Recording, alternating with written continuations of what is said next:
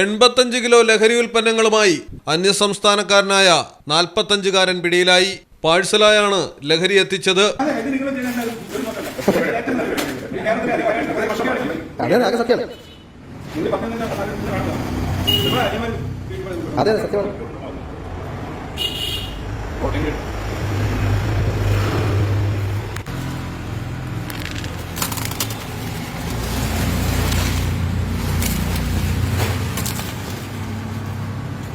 വയനാട് സുൽത്താൻ ബത്തേരിയിലാണ് സംഭവം. ബത്തേരി മാനിക്കുനി വയൽദേശത്ത് താമസിക്കുന്ന ഉത്തർപ്രദേശ് സ്വദേശി അശോകാണ് പിടിയിലായത്. വയനാട് എക്സൈസ് ഇന്റലിജൻസിന് രഹസ്യവിവരം ലഭിക്കുകയായിരുന്നു. സുൽത്താൻ ബത്തേരിയിലെ ഒരു പാഴ്സൽ സ്ഥാപനത്തിലെത്തിയ പാഴ്സലിൽ സംശയം തോന്നി ജീവനക്കാർ എക്സൈസിനെ അറിയിച്ചു.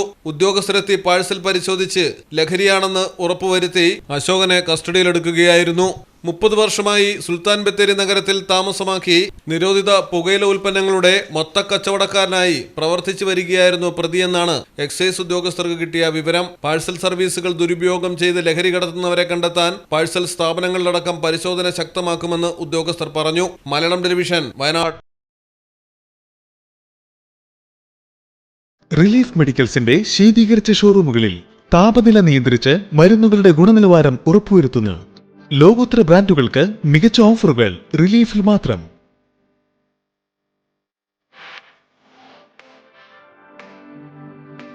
മരുന്നുകൾക്ക് 40% വരെ വിലക്കിഴിവ്. Relief medicals, opposite AVS herbal garden, Changuvetty, Kottakkal.